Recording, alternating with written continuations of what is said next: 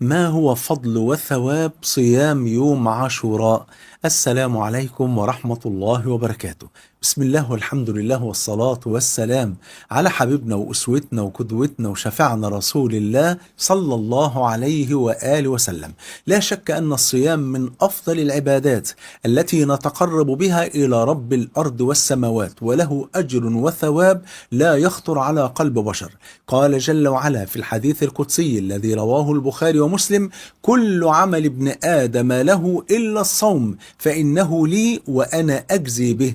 ولم يحدد الأجر والجزاء لأن الصيام من الصبر، وقد قال جل وعلا عن ثواب وأجر الصابرين: إنما يوفى الصابرون أجرهم بغير حساب.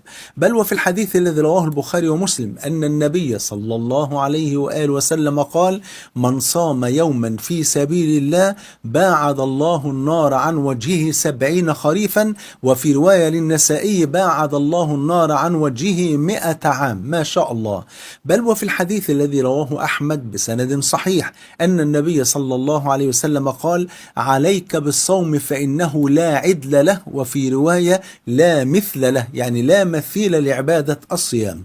بل ورد عند البزار بسند صحيح أن النبي صلى الله عليه وآله وسلم قال: من ختم له بصيام يوم دخل الجنة. بل وجاء عند البخاري ومسلم أن النبي صلى الله عليه وآله وسلم قال: إن للجنة بابا يقال له الريان، من ضمن الأبواب الثمانية في باب اسمه باب الريان، يدخل منه الصائمون، فإذا دخلوا أغلق فلم يدخل منه أحد سواهم.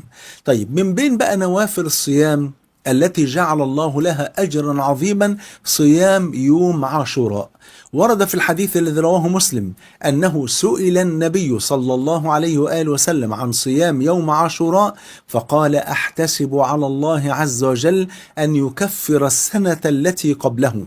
طيب، لو الواحد ما عندوش ذنوب، ما فيش حد ما عندوش ذنوب، كل بني آدم خطاء وخير الخطائين التوابون، لكن أنا أقصد أن لو واحد كان عنده ذنوب وتاب منها قبل أن يأتي يوم عاشوراء فبقى الصحيفة بتاعته ما فيهاش ولا ذنب، طيب هيكفر عنه السنة اللي فاتت إزاي؟ قال لك: لو ما عندوش ذنوب يبقى الأجر هنا يعتبر رفعة في درجات الجنة بفضل الله. يبقى إذن لو في ذنوب يبقى تكفر ذنوب السنة اللي فاتت، لو ما فيش ذنوب وهو كان تاب منها يبقى تكون رفعة للدرجات. ويستحب إذا كنا نصوم عاشوراء إن احنا نصوم يوما قبله أو يوما بعده، وذلك لقول النبي صلى الله عليه وسلم كما عند مسلم: لئن بقيت إلى قابل، يعني لو عشت للسنة اللي جاية لأصومن التاسع والعاشر. يبقى صوم تسعاء وعاشوراء مخالفة لليهود كما أخبر النبي صلى الله عليه وسلم. وأختم بهذا الحديث الذي رواه البخاري ومسلم أن النبي صلى الله عليه وسلم لما دخل المدينة المنورة، لما هاجر من مكة إلى المدينة،